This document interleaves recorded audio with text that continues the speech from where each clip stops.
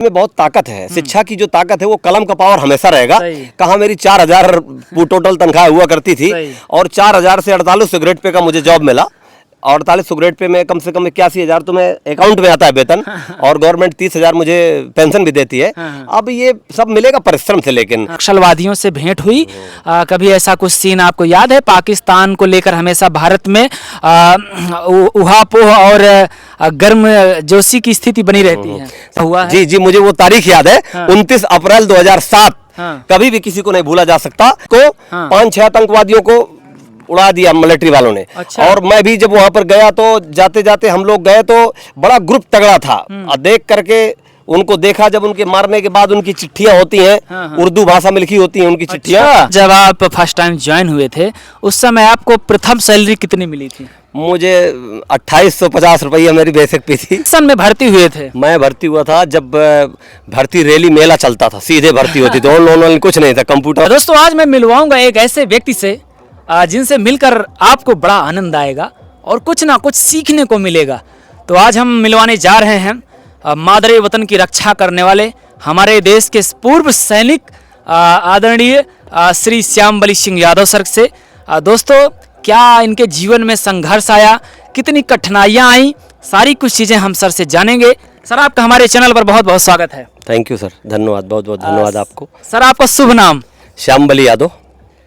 Sir कहाँ से हैं आप? मैं मूल निवासी ग्राम कुंडौरा, जिला हमीरपुर, विकास खंड भरुआ सुमेरपुर का रहने वाला हूँ। क्या बात है। हाँ, मैं जो है बांदा की धरती से, मेरा ममाना रहा है बांदा की धरती में। इसलिए जब मैंने देखा आपका चैनल तो मुझे बड़ी खुशी हुई कि बुंदेलखंड में कहाँ लोग चैनल वैनल बनाते हैं। ये तो भूखंड ही ऐसी है। लेकिन लगा कि तो फिर मुझे आपसे बड़ा अच्छा लगा। तो हम दोनों के पक्ष में मुझे लगा कि आना चाहिए और आज आने का सौभाग्य प्राप्त हुआ। तो मैंने कहा चलो आपने बुलाया तो आज धरती में चलते हैं, गंगा नदी के किनारे और बैठेंगे, वहीं वादियों की बातें करेंगे। कुछ जो है हो सकता है हमारे कुछ बातें लोगों को अच्छी लग जाएं, आपके दर्शकों को कुछ अच्छा लगे। साथियों आप अपने चेतना में जोर डालेंगे।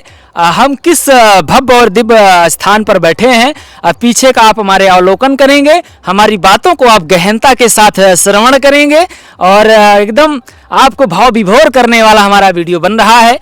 सर आप सेना में किस सन में भर्ती हुए थे? मैं भर्ती हुआ था जब भर्ती रैली मेला चलता था, सीधे भर्ती होती थी। ऑनलाइन कुछ नहीं था, कंप्यूटर वाला जमाना नहीं था। अच्छा। सीधे भर्ती रैली होती थी कि 5,000 सैनिक 10,000 सैनिकों की भर्ती हो रही है, तो एकदम भर्ती मेला होता था, रैली। जो बहादुर दौड़ में निकल जाए वो सैनिक बन गया। अच्छा। और जो बस निकल गया, दौड़ में रेस में आ गया, वो सैनिक बन गया। अच्छा। और सैनिक बन के लगातार होता चला जाता था, स्टेप बाय स्टेप। दौड़ हुई, बस 4 दिन बाद मेडिकल है, फिर रिटर्न है और सैनिक बन के जाबाज की तरह सैनिक को ट्रेनिंग के लिए भेज दिए जाते थे। और पूरी ईमानदारी से काम होता था। सेना जैसा ईमानदार कोई है ही नहीं भारत में।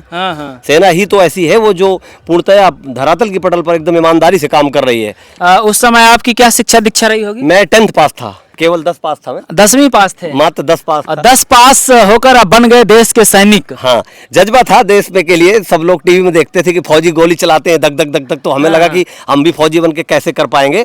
और जब गए देखा तो बड़ा अच्छा लगा। दौड़ते थे 4-5 किलोमीटर डेली और दौड़ दौड़ के धीरे धीरे जब सैनिक बने और ट्रेनिंग किया बैंगलोर में, और जब सिपाही बने तो भारत माता की शपथ खाई कि आंधी के पांधी के तूफान के रास्ते देश की रक्षा करेंगे। सम्मान भी मिला, प्यार भी मिला दोस्तों का।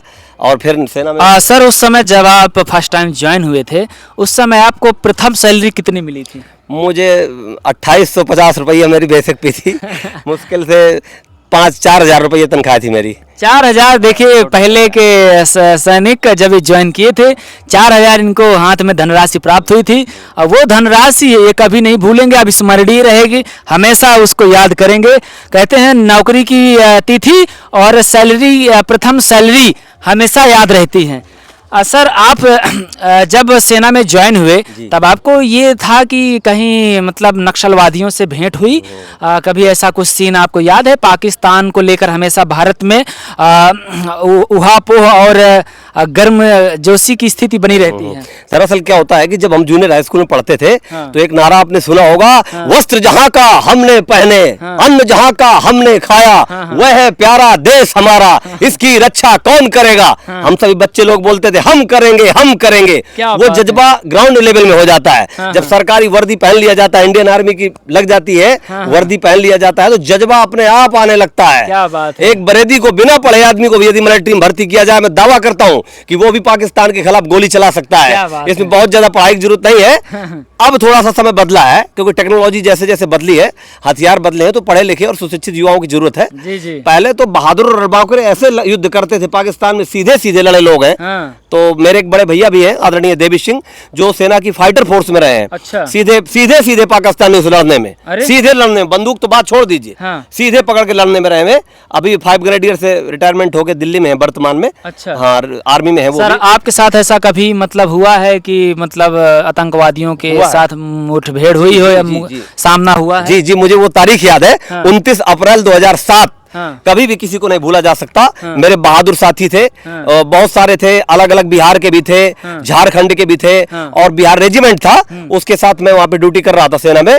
तो 29 अप्रैल 2007 को 5-6 आतंकवादियों को उड़ा दिया मिलिट्री वालों ने। अच्छा। और मैं भी जब वहां पर गया तो जाते जाते हम लोग गए तो बड़ा ग्रुप तगड़ा था, और देख करके उनको देखा, जब उनके मारने के बाद उनकी चिट्ठियां होती हैं, उर्दू भाषा में लिखी होती हैं उनकी चिट्ठियां। अच्छा। तो उर्दू भाषा में जब पढ़ा तो घर को थोड़ी बताते हैं कि आतंकवादी हूं मैं। अच्छा। बस आ जाते हैं मरने के लिए, बलि का बकरा मरना तो है ही उन्हें।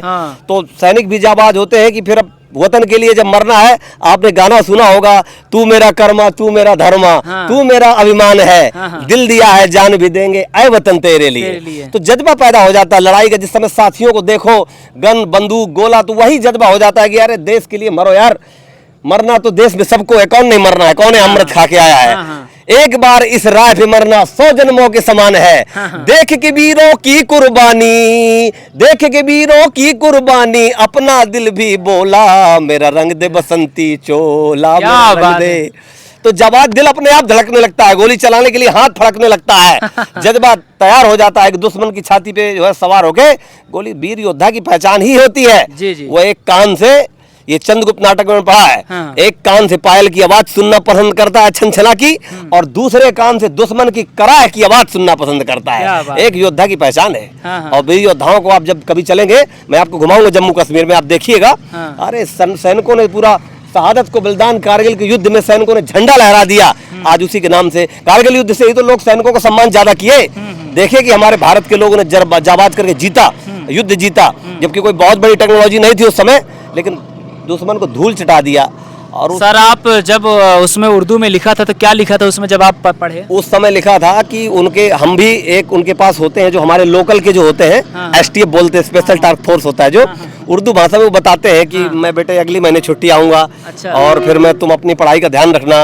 आतंकवादी खुद अपने बच्चों को ऐसा बोलते हैं। और कई लोग पकड़ भी लेते हैं हम लोग ना, पकड़ने के बाद भी वो बताते हैं ओरिजिनल बातें, वही सब ट्रेनिंग मिलती है। तो नहीं, उनसे जब आप पूछते हैं आखिर आप क्यों लड़ना चाहते हैं, क्यों मरने के लिए उतावले हैं, क्या आप पाना चाहते हैं, क्या है आपके अंदर जो हमेशा इंडिया के लिए बुरी नजरें, बुरी सोच रहती है? एक्चुअली मैं तो जहाँ तक समझ पाया 17 साल सेना में रह करके, कि जो उनकी सोच होती है, उनका माइंड जो है ना, ब्रेन वॉश कर दिया जाता, दिमाग से सब निकाल दिया जाता है, हैक कर दिया जाता है। जी, उनके पास ये सोचने की क्षमता खत्म हो जाती है कि क्या अच्छा क्या बुरा। क्या बात है। बस उनको तो बम डालने से मतलब, फौजियों को उनको बस टारगेट बनाना है। कि जहाँ से फौजी जाए उनके ऊपर बम ग्रेनेड फेंक देना है। अच्छा। अधिक से अधिक हमारा नुकसान करना है। मैंने एक उनका वो भी सुना था, जो रेडियो वायरल सेट होता है। अच्छा। तो वो अंग्रेजी में भी बात करते हैं, कुछ लोग पढ़े लिखे भी होते हैं। तो बोल भी रहे थे कि टुमारो इज इंडिपेंडेंस डे और all important places is ID blast करना है, बम ब्लास्ट करना है, जितने भी इम्पोर्टेंट प्लेस है। और उनके नाम भी ले रहे थे, क्योंकि 15 अगस्त और 26 जनवरी को ये लोग हमारे देश में कहीं ना कहीं उत्पात जरूर मचाते हैं। और उसके लिए सेना चौकन्ना है और तैयार है। अब कुछ नहीं कर सकते, हमारा भारत देश इतना सक्षम है कि डरने की जरूरत नहीं है दोस्तों। पाकिस्तान को चैलेंज करते हैं, आज नहीं कल कभी भी निपट ले, किसी तरह से पीछे नहीं हट रहा यार। देश हमारा बहुत सक्षम हो चुका है, तूफान गोली सब चमाचम में, कोई दिक्कत नहीं है। सर आप 17 साल के करियर में आपका भी कभी सामने हुआ गोली चलाने का अवसर मिला है? वो तिथि कब, स्थान कौन सा था, क्या माहौल था उस समय का, आप बता सकते हैं? बता सकता हूँ मैं 2006 से 8 तक पोस्टेड था जम्मू कश्मीर में। तो उस समय वहाँ पे जब जाते हैं हम लोग तो बड़ा थोड़ा सा वो तो लगता ही है कि अलग दृश्य है, अलग पर्यावरण है। भौगोलिक पर्यावरण भी अलग है। अचानक फौजी को एक पीस स्टेशन से सीधे जम्मू कश्मीर में छोड़ा जाता है, तो दिखाया जाता दृश्य जब देखा वहाँ का, तो स्पेशल ट्रेनिंग मिलती है हम लोगों को, ताकि डर और भय, जाबाज एकदम रणबांकुरे पैदा हो जाए कि युद्ध में लेकर के चाहे गोली बंदूक डरे नहीं। जब देखा तो वहाँ पे दृश्य देखा कि जाते थे। बहुत सारे कुछ ऐसे मुद्दे होते हैं जिनके बारे में आपको बता नहीं सकता, थोड़ा गोपनीयता होती है, नहीं बताया जा सकता। लेकिन ये जान लीजिए कि देश हमारा उनसे बहुत सक्षम है और हर प्रकार से सक्षम है। किसी प्रकार से भारतवासियों को डरने की जरूरत नहीं है। हाँ, ये कोई वो नहीं है कि हमारे ऊपर कोई परमाणु बम छोड़ देगा। हमारे पास बहुत परमाणु शक्तियाँ हैं। आपने कौन कौन सा हथियार चलाया है? मैंने सर सबसे ज्यादा पसंद हथियार रहा AK-47। अच्छा, सबसे बढ़िया बंदूक रहती है AK-47। AK-47 जो होती है, उसको आप, ये नदी है ना जो, इस नदी में आप डाल भी देंगे और 3 महीना पड़ी भी रहेगी ना, फिर निकालेंगे और मैगजीन लगाएंगे तो फिर ढट ढट ढट ढट फायर करना शुरू कर देगी। बहुत ताकतवर हथियार है वो AK-47। तो अक्सर जब नक्सलियों के पास, आतंकवादियों के पास अक्सर यही गन बरामद की जाती है। उनके पास भी है, उनके पास भी है, उनके पास भी AK-47 है और LMG भी होती है। बहुत सारे हथियार है हमारे। अब तो बहुत तकनीकी, बहुत टेक्नोलॉजी, जब से प्रधानमंत्री आपके मोदी जी आए हैं तो तब से हथियारों का तो कोई कमी है ही नहीं। रूस से बहुत हथियार खरीदे, बहुत हथियार खरीदा है उन्होंने। इस समय सर आप सेवानिवृत्त हो गए हैं और क्या कर रहे हैं इस समय आप? जी, इस समय मैं वर्तमान में मेरठ के जनता इंटर कॉलेज में, एक गेजा गांव है जहां पर मैं हिंदी प्रवक्ता के पद पर। बहुत बहुत शुभकामना। आप वहां से सेवानिवृत्त हुए, इसके बाद छात्रों के बीच में जीवन बिता रहे हैं। इससे अच्छा सुनहरा जीवन का पल और अवसर क्या ही हो सकता है, आपसे बेहतर कौन जान सकता है। मैं तो इलाहाबाद पढ़ने गया प्रयागराज में। प्रयागराज की धरती इतनी पावन है कि उसकी जितनी प्रशंसा किया जाए उतना कम है।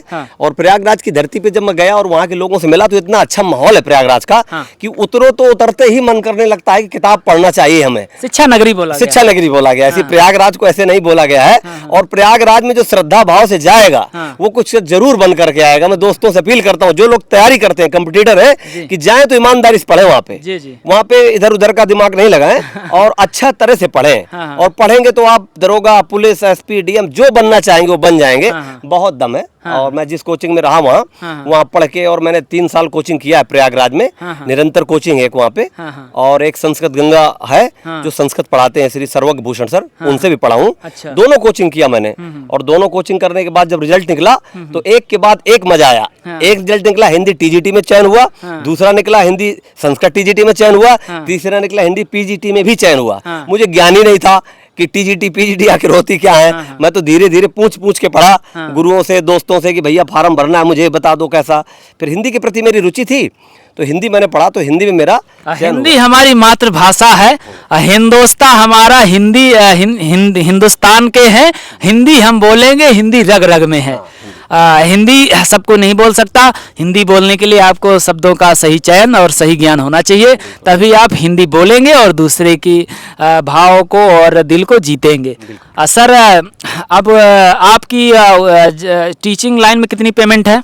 पेमेंट मेरी अभी 81,000 थी। देखिए भैया, 4,000 से 81,000 का सफर, सबसे बड़ा यही इनका सफर है।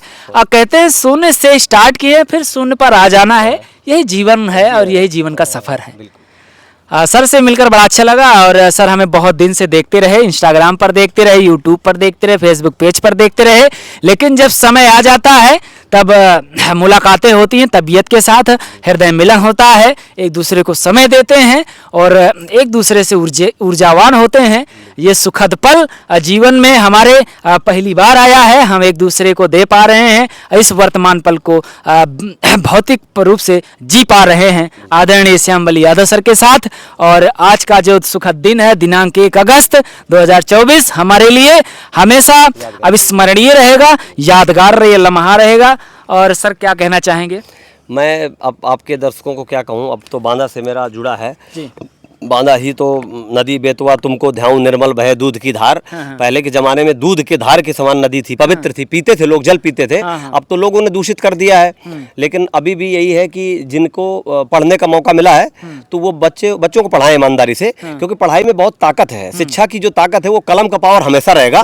कहाँ मेरी 4,000 टोटल तनख्वाह हुआ करती थी और 4,000 से 48 ग्रेड पे का मुझे जॉब मिला। 48 ग्रेड पे मैं कम से कम 81,000 तो मैं अकाउंट में आता है वेतन, और गवर्नमेंट 30,000 मुझे पेंशन भी देती है।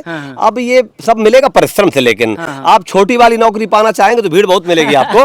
आप थोड़ा ऊपर उठिए तो जितना बड़ी नौकरी के लिए जाएंगे उतना आनंद आएगा आपको।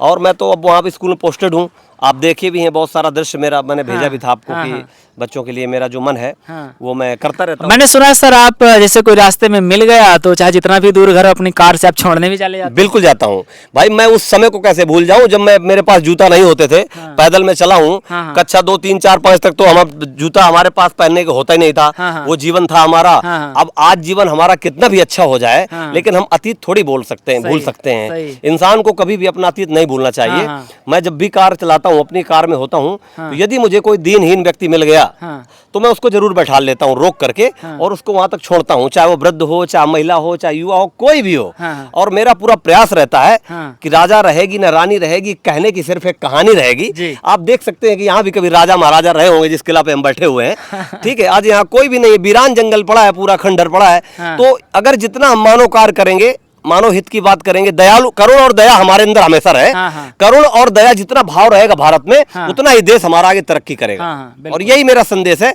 करुण और दयालुता का भाव मनुष्य के अंदर होना चाहिए, जी, जी। जो बहुत जरूरी है। हाँ, हाँ। जी दोस्तों, ये आज का जो समय इनके मुख से जो शब्द निकल रहे हैं, आप उनको भली भांति सुन रहे हैं, कहीं ना कहीं आपको भाव विभोर करेंगे, कहीं ना कहीं आपको एक संदेश देंगे। दोस्तों, भैया बहुत ही गरीब फैमिली से थे, लेकिन आज इनका संघर्ष दोस्तों रंग लाया है। बहुत खुश रहते हैं, उसी मिजाज के साथ लोगों के साथ मिलना, लोगों के दुख और दर्द को समझना, हमेशा सुख दुख में साथ देना। दोस्तों, अपने लिए जीवन जिए तो क्या जिए, जब हम अपने निस्वार्थ भाव के साथ दूसरे के लिए भी जीवन जीते हैं, वही जीने का असली मजा है। मजा है, बिल्कुल। बड़ा अच्छा लगा आपसे मिलकर। जो भी आपके विचार हैं दोस्तों, कमेंट बॉक्स में सादर आमंत्रित है। इस जाबाज युवा देश के सैनिक के लिए देखिए वहाँ गोह जा रही है, उधर देखिए मैं दिखा रहा हूँ, ये देखिए बिस्खोपरा है। उनका घर है। अब ये दोस्तों इनका घर है, यहाँ छिपे रहते हैं, यहाँ रहते हैं, लेकिन लोग मार देते हैं। इनको मारना नहीं चाहिए। वन्य जीव संरक्षण अधिनियम 1972 के तहत इनको हमें बचाना चाहिए। जब हम खुद ऐसी जगह में जाते हैं तभी वो हमको चोट और नुकसान पहुंचाते हैं, बाकी वो अपने काम से ही काम रखते हैं।